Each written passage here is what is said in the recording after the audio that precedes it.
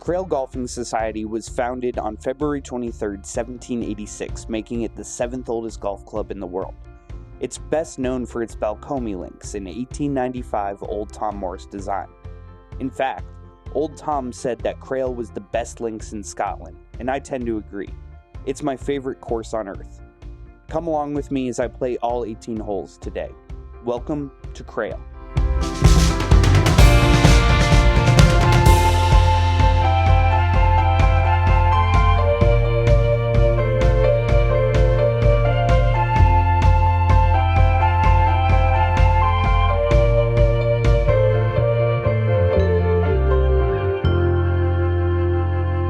Welcome back to the channel. We're doing another quota today. I need 21 points. I'm a course 15. We're at Crail Golfing Society, the Balcomie course, and it looks pure. Hopefully you can hear this. We're a little out of the wind now, but it's going to be windy out there. Looks like it's going to be a great round. I'm super excited. So let's get into it. The first hole is a relatively short par 4 with an elevated tee box that hits down into a generous fairway. You don't want to go right because there's a lot of rough over there by the boathouse, but the further left you go, the more you bring the greenside bunkers into play.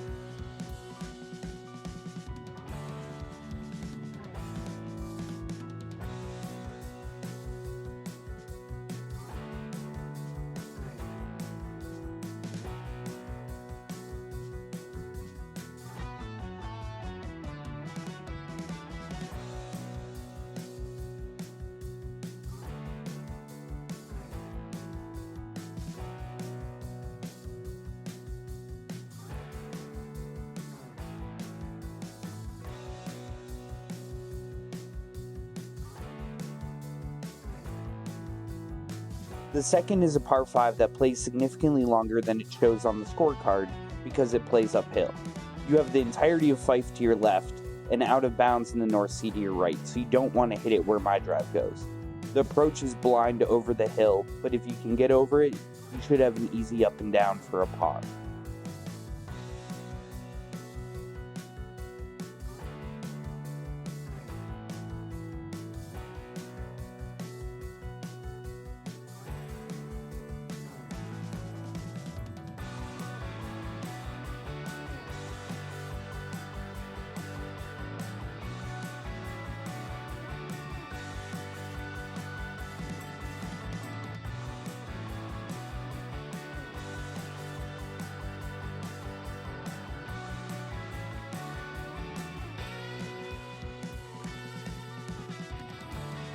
The third is the first of 6 par 3s at the Balcomie Links, and it rewards accuracy.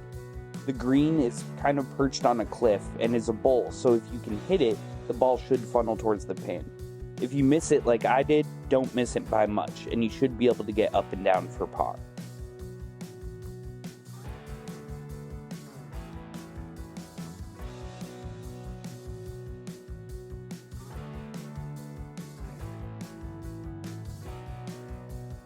The fourth features a tee shot that goes over the North Sea. How far over is up to you. If you can cut off the corner, you should have a little flip wedge into the green. The safer shot is to go left off the tee, and on this short par 4, you should be able to get something up around the green and 2-putt for your par.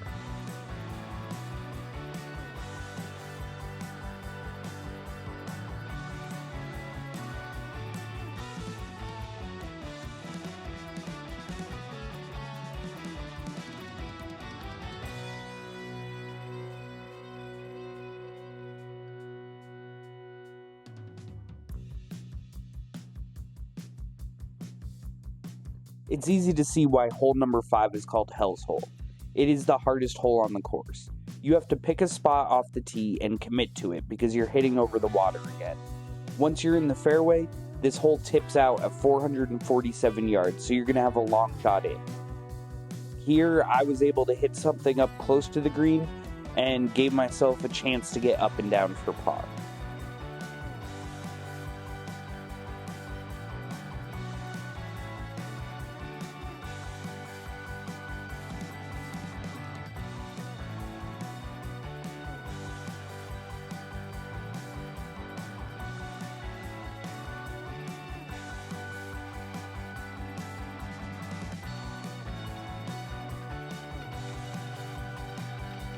Hole 6 is a longer par 3, and there's bunkers to the left side, so you don't want to go there.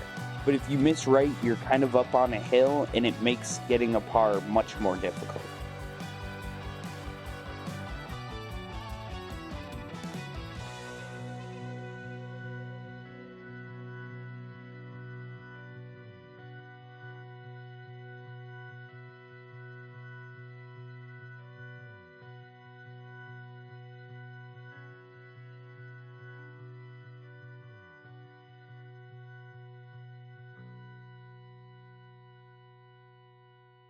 A third of the way through the round, I have 9 points and I'm 3 over, which puts me on pace to meet quota and potentially break 80.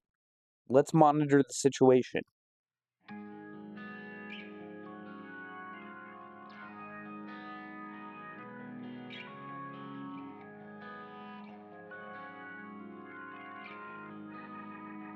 The 7th is a short par 4, and you want to keep it in the fairway. I go left into the rough, which leaves me kind of a blind approach shot that's tricky to land on this elevated green. The idea is to land it just short and the ball will feed nicely to the middle of the green, but mine goes a little bit long and leaves me some work for par.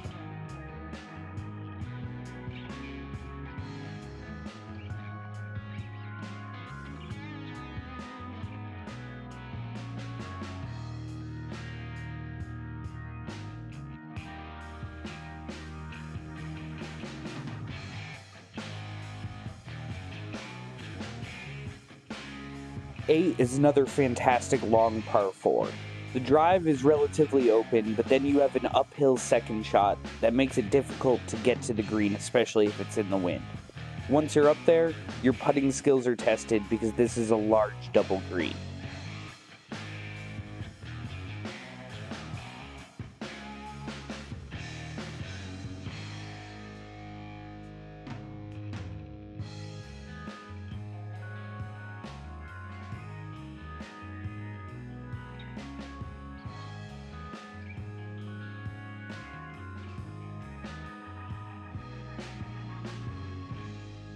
Rounding out the outward 9 is a short par 4 called Dykeside, but just because it's short doesn't mean it's easy.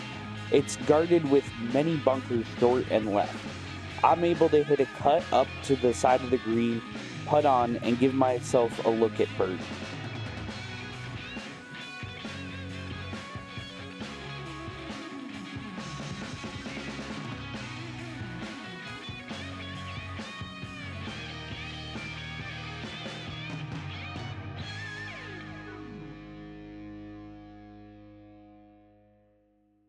Halfway through the round, I have 14 points, so I'm well ahead of pace for quota, and I broke 40 with a 4 over 39.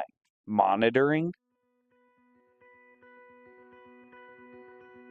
As you make the turn, you're faced with a tricky par 4 that rises up a hill.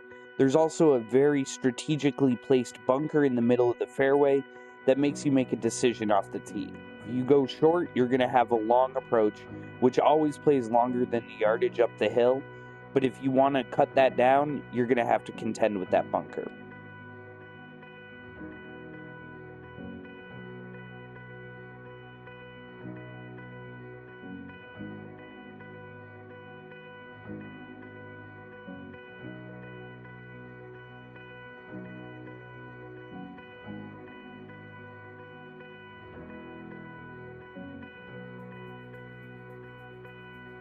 The 2 remaining par 5s on the course play consecutively as numbers 11 and 12.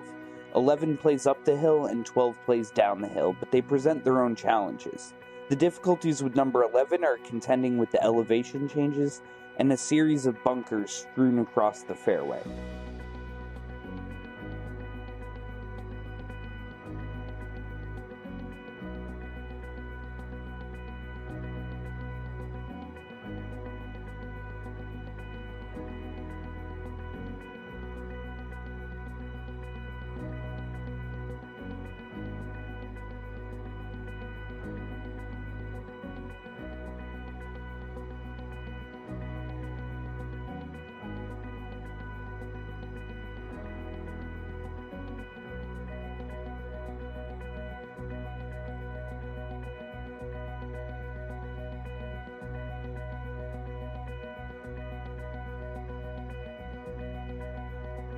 Hole 12 is called the burn because of a snaking burn that is placed 90 yards short of the green, making this a proper 3-shot par 5.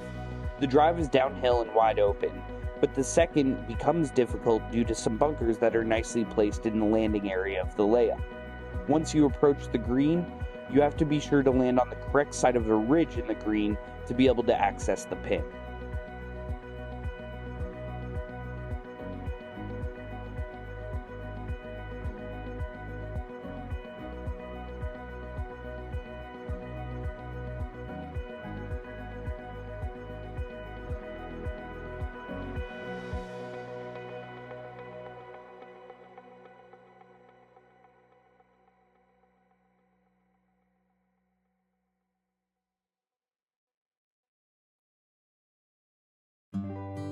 One of the awesome things that Crail does is they give all their visitors an emergency supply kit. I broke mine open on the 13th tee and it had snacks, teas, and a little bit of whiskey, so I took a wee nip.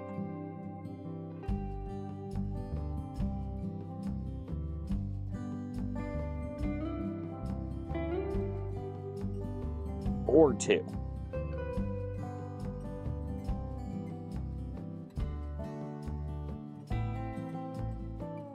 "13 is a long uphill par 3 to an undulating green, and it plays difficult on even the nicest of days, so it was nearly impossible when I was hitting straight into the wind.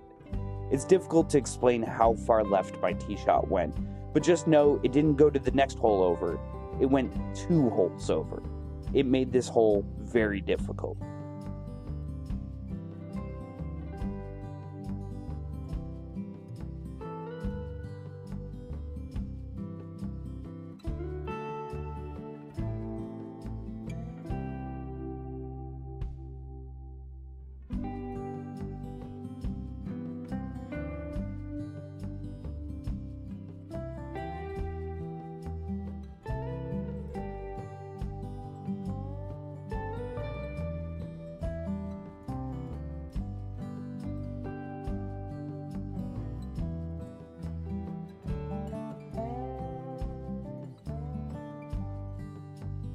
As difficult as 13 was, that's how beautiful the tee shot on 14 is. It's one of the jewels in Crail's crown.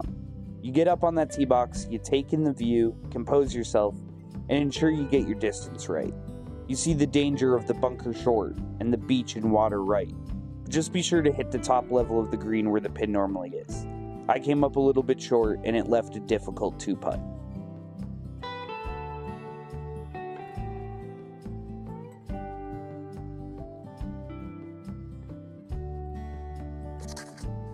As you walk off the 14th green, you take a path around to the back of the property where the remaining 4 holes are. You pass by a king's cave. Local tradition has it that Constantine II was killed in or around the cave during a battle with the Danes. Like many stories recounted by members as they walk from the 14th to the 15th, however, it only has a nodding acquaintance with the facts.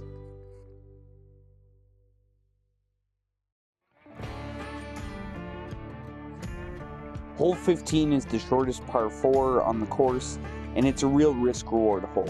You can go for the green, but if the ball runs over, it goes into the water. The more prudent play is to bail out a little bit right, giving you a chip shot onto the green and an outside chance at making your birdie putt.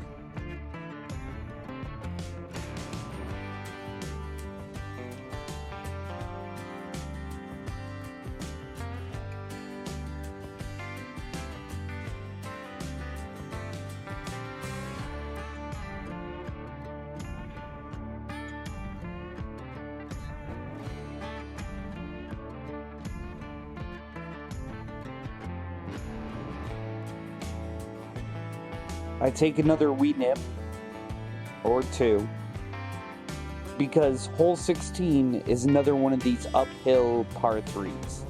It's 157 on the card, but plays at least 1 club more without the wind, and I was playing into a stiff breeze.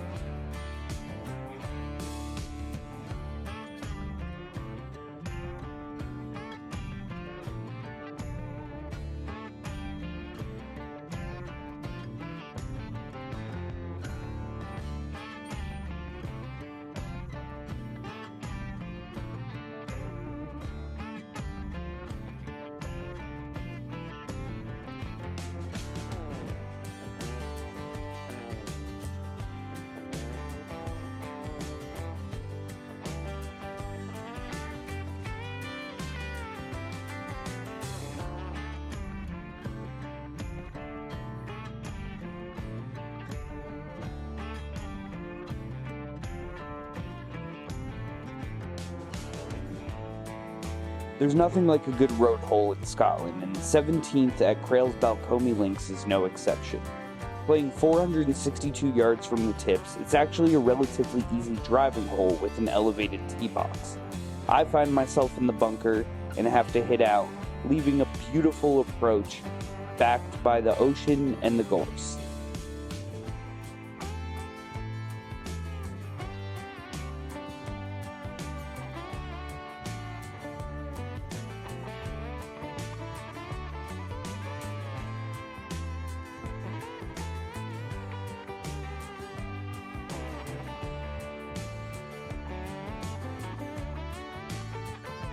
'18 is a long par 3 that was playing with a severe wind from right to left.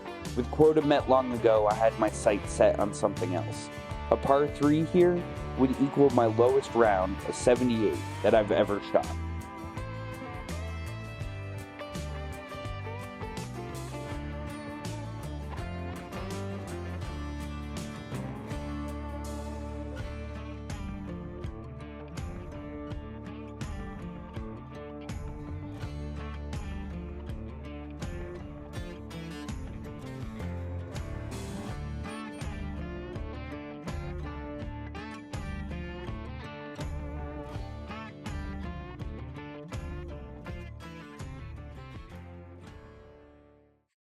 Crail Golfing Society is a proud and prestigious club, but it also has a reputation as a club that doesn't take itself too seriously, and that shows on the course.